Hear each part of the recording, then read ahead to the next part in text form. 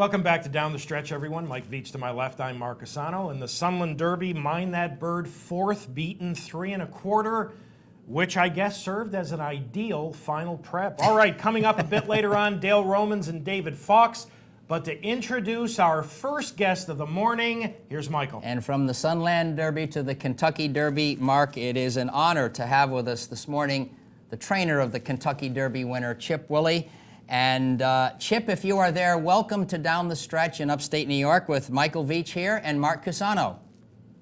Thank you, guys. Good morning, Chip. Well, congratulations. Chip, the thanks go to you for being with us and sharing some of your time with our audience today. And, you know, many, many congratulations on last week's wonderful victory with Mind That Bird. This is the first time you've been with our audience, so Chip, if you would, give our listeners and our viewers a little bit about your background in the sport. Well, I started training horses in about 1984. I guess it was the end of 83, and trained quarter horses for a while, and then moved mainly thoroughbred. I still train a few quarter horses.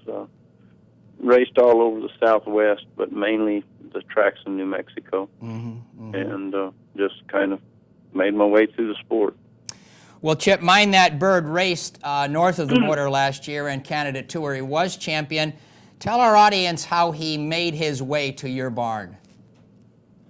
Well, TaylorMade Agency, we had been looking for a good 2-year-old to aim at the Sunland Derby mainly, and TaylorMade Agency in Whispering Oaks out here in Kentucky had spotted this colt for us and told us about him. So Mark called me and asked me to fly up there and look at him, and so I did. And after I watched him train a couple of days, watched all the reruns of his races and stuff, I called Mark and told him, this horse looks like the real deal. I said, I think we could do good with him. So Mark said, well, if you like him, buy him. So I bought the colt and brought him back. And actually what happened was we was really close to the Breeders' Cup, so there was no way I could have gotten home and gotten my stuff and gotten out to California in time. So we shipped the horse directly to Dick Mandela to run in the Breeders' Cup, which in hindsight was a bad idea because it was just too close to the Breeders' Cup and we gave the horse no chance. Dick did us a favor in handling the horse for us, but there was just no chance the horse would run good. It was too close. We shipped him many hours between.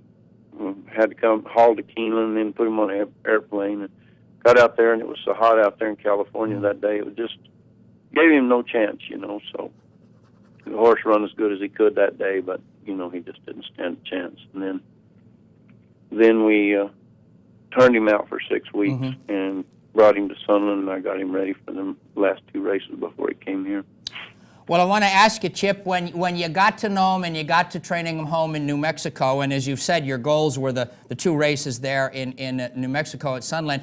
As you began to get to know him, tell our audience, how does he take to his training? Does he have any temperamental issues? How does he go his routine with you? His routine's pretty straightforward. He's a real laid-back kind of trains easy. He's not very animated. He goes out and does his thing. When you set him down to work, he'll work, but the rest of the time he just hits a long, smooth gallop, and he's not any big, powerful, heavy training kind of horse. He's more of just a laid-back, take it easy.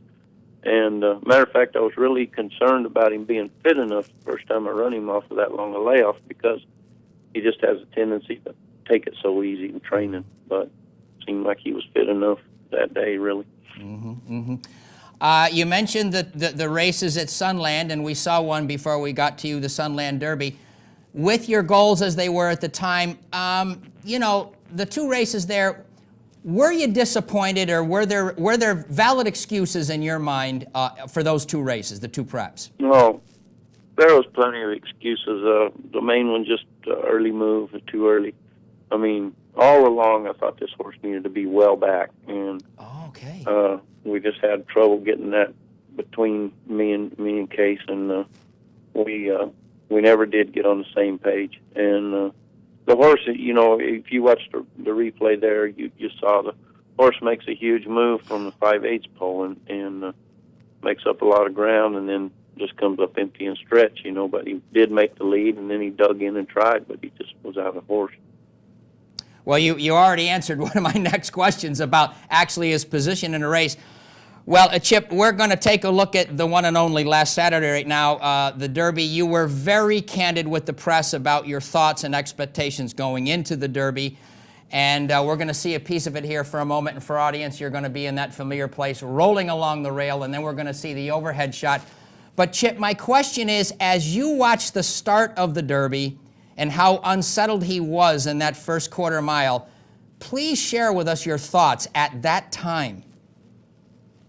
Well, my seats were right close to the finish line, and when he came by me, I mean, I had told everybody he's not a horse can take a lot of bumping and banging because he's not a very big horse. And sure enough, what happens leaving there, he gets bumped and banged around, you know. But then he settled back, and just farther than I had ever intended for him to be back. So when he come by me, I was really, really concerned and felt like I might have my horse might have took himself out of the race, you know. But as it turned out, it worked out okay. Certainly okay. Well, Chip, on the okay, how did he come out of the Derby, and how is he doing as we speak? He bounced back super, and he's doing really good. We really hadn't had that big plan in running in the Preakness early on. Sure. When we came here, and but once he'd win the Derby and pulled up real well, he only walked one day and was back at the racetrack, and he felt good and was really bouncing. We decided to go ahead and put the Preakness in our plans, you know. Yeah. And the horse is just training super. Can't say enough about him right now. He's doing good. Well, Chip, we've gotten this far in the interview, and it's now time for me to talk about the other big player here, Calvin Borel. How did you secure his services for the Kentucky Derby? No, for the Derby, to be honest, I called him Ron Anderson, Garrett Gomez's agent, and he basically got me a list of who was available of the top riders. And as soon as he said Calvin Borel, I said, that's the only one I need. I said, let me call my owners right quick, and I'll call you back. And I called the owners, secured it with them, and called Calvin's agent, and that was it. That was it. We got him. So. Well, speaking for my partner, Mark, we're still just awestruck at what you got that day. Chip, I understand at this time that things are kind of in a state of flux for you as far as you're a rider for the Preakness. Unless that's changed, Calvin has announced for Rachel. Can you update us on how things are at that point? You probably know as much as I do. Okay. Calvin has a call on my horse right up to the draw, and we don't know what they're going to do, and I don't even think Calvin knows what they're going to do. So he's got the call on mine right up to the draw. We've made a backup plan, and we'll just go from there. Chip, I'd also... I'm sorry, go ahead. If we lose him. Chip, I'd also like to ask you, at this point, do you have another formal workout planned, and also what are your shipping plans?